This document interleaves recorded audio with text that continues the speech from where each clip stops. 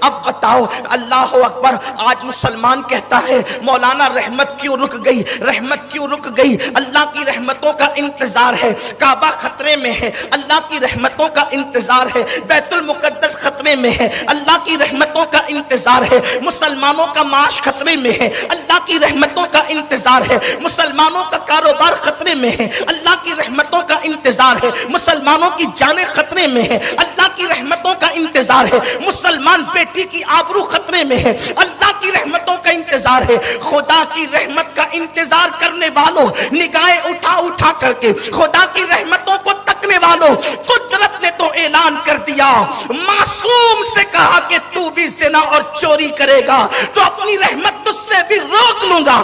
آج بتاؤ کیا مسلمان زنا نہیں کر رہا ہے؟ کیا مسلمان چوری نہیں کر رہا ہے؟ چوری اور زنا مسلمانوں کے اندر کس قدر گھر کر چکی ہے، اب تو مسلمانوں کی مسجدوں سے بھی چوری ہوتی ہے۔ بتاؤ کیا مسلمانوں کی مسجدوں میں کافر آتے چوری کرنے کے لیے؟ بلکہ تمہاری مسجد کے جو ہے وہ چھوٹے چھوٹے مگ ہوتے ہیں اس کو بھی زنجیر سے باندھنا پڑتا ہے تاکہ کوئی چرا کر نہ لے جائے، بلکہ پیاؤ پر جہاں پانی پلایا جاتا ہے وہاں کے گلاس بھی زنجیروں سے باندھنے پڑتے ہیں تاکہ یہاں سے لوگ گلاس چرا کر نہ لے جائے۔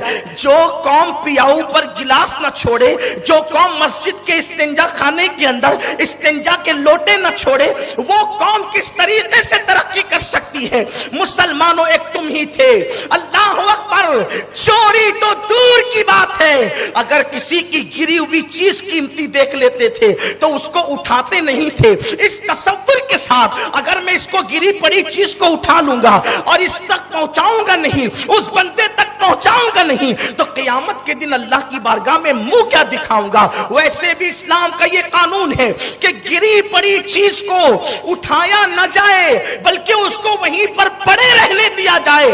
وجہ یہ ہے کہ جو چیز وہیں پڑی رہے گی وہ ڈھونڈتے ڈھونڈتے آئے گا تو اس کو اٹھا لے گا۔ یہاں تو حال یہ ہے، ایسی گندی نیت ہو گئی آج کے مسلمانوں کی کہ اللہ اکبر، گری پڑی چیز تو اپنی جگہ ہے، بہت زیادہ مذہبی لوگوں کو بھی دیکھا جاتا ہے کہ ان کی نگاہیں ترچھی ٹیڑھی ہوتی ہے کہ کوئی چیز اٹھا لوں، بلکہ آج کل تو ماں اگر 1 روپے کا سکہ زمین پہ پڑا ہوا دیکھتی ہے تو کان میں بچے سے کہتی ہے اٹھا لے۔ میرے آقا صلی اللہ علیہ وسلم کے غلاموں، یہ 1 روپے کا سکہ قیمتی نہ تھا، لیکن ماں نے 1 روپے کا سکہ اس بچے کو دکھا کر کے کہا اٹھا لے، گویا کہ اپنے بچے کو چور بنانے کا پہلا راستہ دکھا دیا۔ میرے آقا صلی اللہ علیہ وسلم کے دیوانوں، آپ سے پوچھنا چاہتا ہوں ہم کیا تھے اور کیا ہو گئے؟ مجھے ایک بہت پیارا سا واقعہ یاد آتا ہے جو میرے قائد، میرے امیر نے مجھے بتایا تھا۔ واقعہ یوں ہے کہ دلی کی جامع مسجد میں ایک انگریز جو ہے،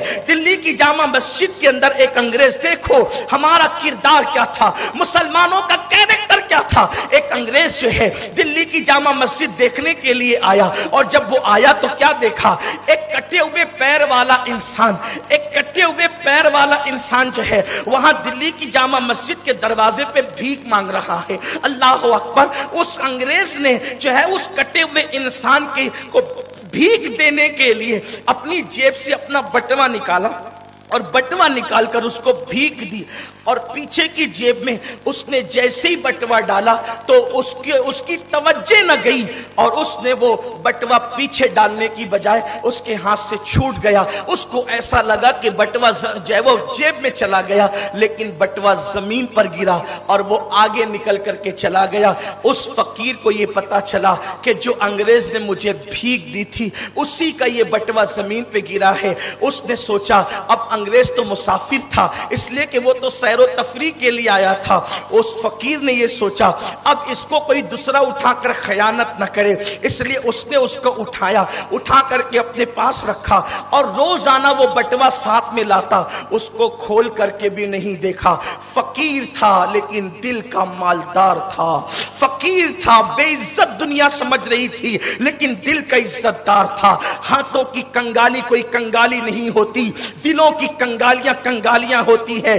अरे क्या सफेद कपड़े पहनकर पल्सर पर निकलते हो चोरी करने के लिए, ये नामर्दी है नामर्दी। जींस और टी शर्ट पहनकर बंठन करके काफिरों के मेलों में जाकर के चोरियां करते हो, इस्लाम को बदनाम करते हो। तुफ है तुम्हारी जिंदगी पे, नामर्द हो तुम। इसलिए कि मर्दों का काम चोरी करके अपने मजहब को बदनाम करना नहीं होता, बल्कि बाजुओं की कुव्वत से कमा करके खुद को तरक्की पे ले जाकर पूरी कौम को तरक्की पर ले जाना होता है। मेरे प्यारे आका सल्लल्लाहु अलैहि वसल्लम के दीवानों, भीख मांगना भी इस्लाम में ऐब है, लेकिन अगर इंसान मजबूर हो जाए तो मांग सकता है।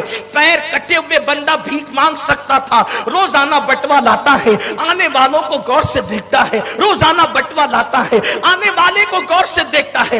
इत्तेफाक से कई महीने गुजर गए, लेकिन आने वाला आया तो उसको पहचान लिया। उसने एक तर्जुमान के जरिए से बुलाया और कहा, इससे पूछो कि चंद महीना पहले यही आया था दिल्ली की जामा मस्जिद देखने के लिए। जब तर्जुमान ने अंग्रेजी जबान में उससे पूछा तो कहा हाँ, तो कहा किसी लंगड़े को भीख दिया था, याद आता है? कहा हाँ, ये भी याद आता है। कहा बटवा पीछे डालने के लिए उसने सोचा था, और ये सोच करके बटवा पीछे चला गया, निकल जाता है, लेकिन बटवा गिर गया था, पूछो याद आता है? कहा हाँ। उसने फिर ये भी कहा कि हाँ ये भी याद आता है। उसने बटवा निकाल करके दे दिया।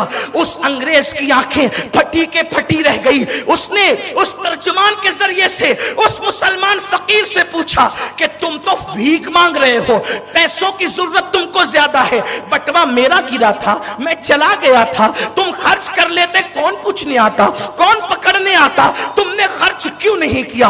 उसने कहा खर्च करना तो दूर की बात, उस दिन के बाद से मैं चैन से नहीं सोया, बिस्तर पे करवटें बदलता था और दुआ करता था, अल्लाह जल्दी से उस अंग्रेज को भेज दे ताकि मैं उसकी अमानत उस तक पहुंचा दूं, उसकी अमानत उस तक पहुंचा दूं। क्योंकि मेरे नबी का फरमान है कि जहां अमानत नहीं है वहां ईमान नहीं है। तो मैं अमानत पहुंचाने के लिए दुआ करता था। अब आप अपनी अमानत ले लिए, जाओ। कहा तुम खर्च कर सकते थे, क्यों ना किया? क्या प्यारी जवाब दी, क्या प्यारा जवाब दिया उस लंगड़े ने। पैर वाले उस पे कुर्बान, तख्त वाले उस पे कुर्बान, ताज वाले उस पे कुर्बान। उसने क्या जवाब दिया जानते हैं? कहा देखो मैंने आपका बटवा उठाया, मैंने आपका बटवा उठाया, आपने नहीं देखा, मेरे अल्लाह ने देखा, मेरे रसूल ने देखा, और आपके रसूल हजरत ईसा ने भी देखा। दीन की बात फैलाना सदक़े जारिया है। सवाब की नीयत से वीडियो को शेयर जरूर कीजिए। जज़ाकल्लाह।